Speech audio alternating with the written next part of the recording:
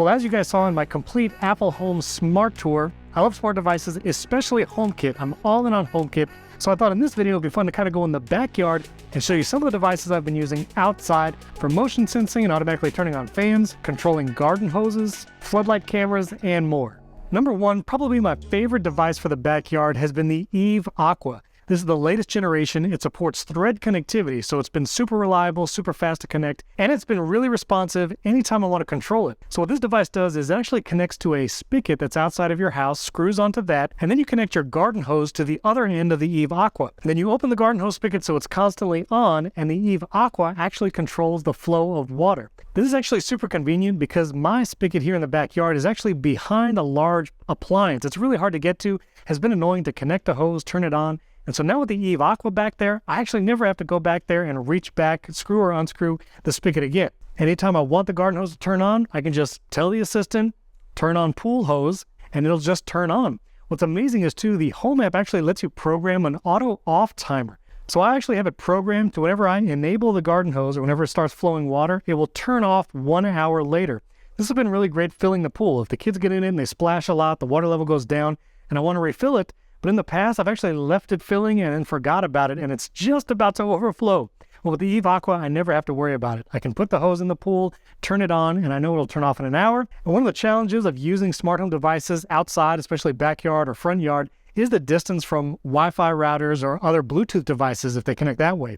But because the Eve Aqua is thread-enabled, it is on the outside of a block wall, no Wi-Fi near it, which it doesn't use Wi-Fi. It uses thread to connect, and I've had zero issues with connectivity. I actually have a HomePod mini right on the other side of that wall in a bedroom, and it's probably connecting to that, which also has thread.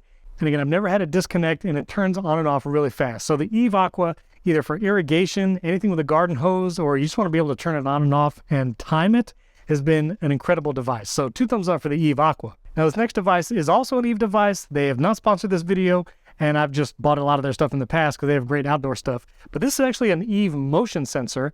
And I don't leave this in direct weather because I'm not sure how it would do with that, but I actually have this here on the patio. And as this sits right in the corner of the patio, it detects motion. It can also detect things like luminance, but I use it to automatically turn on the patio fans whenever it detects motion during a certain amount of time. Anytime between 9 a.m. and 5 p.m., if it detects motion, it will automatically turn on the patio fans. And I live in Florida, so it's always hot and I always want the fans on. So it's a great automation to use. Plus with motion, you can use this to play music, or you can use this to do any amount of automations in the Home app. And this Eve motion sensor is also via thread, so I've never had connectivity issues. This is run by battery as well as the Eve Aqua, but I've had them installed for 3, 4, 5 months now. Have not had to worry about the batteries yet. The Eve Aqua takes AA's, and the Eve Motion actually takes AAA's, but I've actually not worried about changing them, and if I do, it'll probably be once at the most twice a year. Now, to mention another brand, I have a couple Logitech Circle View cameras around both in the backyard and on the side of the house. I've actually been using these for about 3 or 4 years. They're outdoor, weather resistant, so they've been in all kinds of inclement weather, even hurricanes down here in Florida, and they are rock solid. These do have to be hardwired. There's no wireless option here, and the cable can be a little finicky, and having the brick and power plug, you have to find an outlet that'll work, and you have to make sure the outlet is actually weather resistant. So you do have a little bit of cumbersome setup there as far as the plug side, but connectivity and range of view has been great. It's really convenient. You can tilt it up, down, even rotate it 360 degrees. So really love the Circle View cameras. I have 2 of them, one kind of facing the front of the house, one facing the back. And again, they're great for indoor or outdoor. And they're also HomeKit Secure Video. And HomeKit Secure Video means I don't have to pay an additional subscription for all those video recordings. All the storage goes directly into iCloud. So if you pay for iCloud Plus or any of the Apple One service bundles, you can use HomeKit Secure Video cameras without having to pay an additional subscription. And that's what all of my cameras are around the house. I don't pay any additional subscription for video recordings. I have my Logitech Circle View doorbell and I have my Logitech Circle View cameras on the side. And the other camera I have in the backyard is another Eve product, the Eve Outdoor Camera. But this is actually a floodlight motion sensor and camera. I really love this thing. I've installed it kind of on a barn we have in the backyard, has full view of the back. But what's great is that it's a floodlight and camera. So that camera is a HomeKit Secure Video camera, records to iCloud, no additional subscription.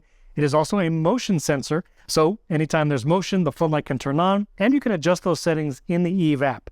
As with some Eve devices, you get a little more options in the Eve app when it comes to sensitivity or different automations and programming. but I actually just use the built-in home functions and it works great for me. Now, Netatmo also makes an outdoor floodlight camera that is HomeKit Secure Video as well. I'll put a link in the video description to everything that I'm talking about. But the Eve Outdoor Cam is great. My only wish is that they would make a model that can also hang upside down. I have some cameras towards the front and side of my house that are just these dumb floodlights, but the problem is they're mounted underneath the soffit. And the Eve Outdoor Camera, there's no way to rotate it in software. It's really not made to hang upside down. I wish I could make either a separate model or just create a new model that can do both right side up and upside down. This way I can replace some of my other floodlights. And I really love that solution of having a camera built into a floodlight rather than having to find a place to have a separate camera and floodlight. Arlo also makes a great camera floodlight combination. Arlo, you do need the Arlo Hub in order to get it into HomeKit or the Home app, and it's not HomeKit Secure Video. That means you'll need to pay the Arlo subscription in order to get recordings for that camera. Now, my mom actually has the Arlo floodlight camera and she has the Arlo doorbell. And if you have multiple Arlo devices, it's probably worth it to get the Hub, get it all into the Home app. But again, you still need to pay the Arlo subscription. They do have a plan where you can have multiple cameras all for one price, and they are rock solid. A lot of them are 2K, and you can even get Arlos up to 4K, which HomeKit Secure Video does not do as of yet. This is April 2023, so we'll see what happens at WWDC later this year. Now, before I talk about some of the weather devices that go into HomeKit here in my backyard, I will say I have several Sonos speakers. I have a ton of videos on the channel about Sonos. You can check out this video above, which goes through every Sonos speaker that I recommend for any part of the house. But when it comes to outside patio, I'm going to include it because it's AirPlay 2 compatible, which is kind of like Apple Home, and you do see the Sonos speakers in the Home app. But I love the Sonos Move, especially when listening to music here out by the pool. And because it's battery powered, you can bring it anywhere on the patio, and the Sonos Move really sounds great. I also have a pair of Sonos 1SLs here on the patio. I do keep those under the patio so they're not exposed to the weather, and they do sound great. So a combination of the stereo 1SLs on the patio and then being able to bring the Move anywhere around the pool is really nice. You can actually have two Moves and set them up as a stereo pair in the Sonos app, and maybe I'll do that one day. But I do just love the one Sonos Move being able to use anywhere in the patio or backyard. Would you look at that? I just got a notification in my Home app that the HomePods can now recognize sounds like smoke alarms or carbon monoxide detectors, and it can send a notification to your iPhone when your HomePod hears those sounds. Since we're here making a video about HomeKit anyways, let's go ahead and do it. I'll continue. Here it shows the turn on safety and security features right here in the Home app, so I'll do that.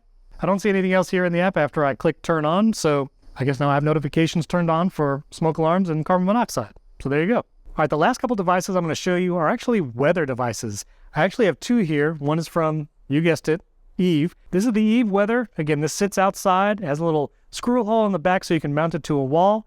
But because it's weather resistant, you can put this anywhere outside. And I also have the Netatmo weather station. Now, these products are actually a little different. The Eve Weather is a standalone device. You can get it, I believe, with Thread. I'll look that up and put it on the video later if that's actually true. And it gives you the temperature and humidity, but that's it. Just a standalone device, battery powered, you put it outside, and you get temperature and humidity in the Home app. The Netatmo weather station is a little different. It's actually an entire system. It's a little more powerful. There's kind of a base station for the Netatmo weather that stays inside, and that indoor station actually gives you air quality, temperature and humidity inside, and then this device actually stays outside, gives you temperature and humidity on the outside. So you actually get kind of two rooms and the information there and air quality inside all in one device. It is $150 for the Netatmo weather station, and there's a bunch of add-ons that you're probably going to want to get if you go with it. Now, one of the really cool features of the Netatmo weather station is it can actually plug into the Carrot weather app on iPhone.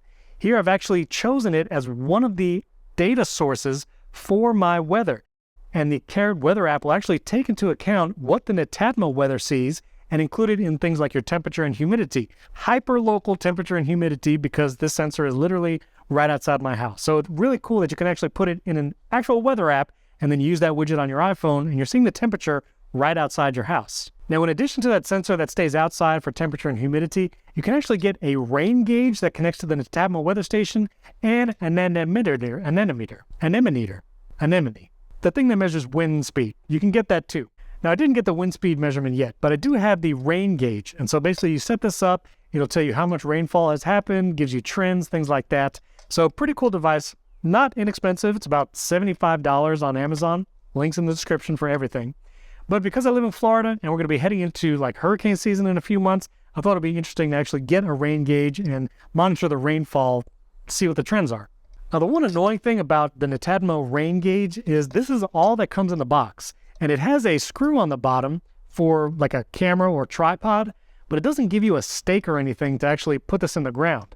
And if I just put this in the ground and it rains really hard here in Florida or it gets windy, it's getting knocked over. I wish they had at least included a small stake with the little screw top so you can stick this in the ground and at least be semi-secure. Netatmo does sell like an additional accessory to mount it to a pole, but I didn't want to go there. I just wanted to stake this in the ground somewhere around the house and get the rain measurement. So I actually got this trident looking thing on Amazon, link in the description, and it has that screw thing on the top.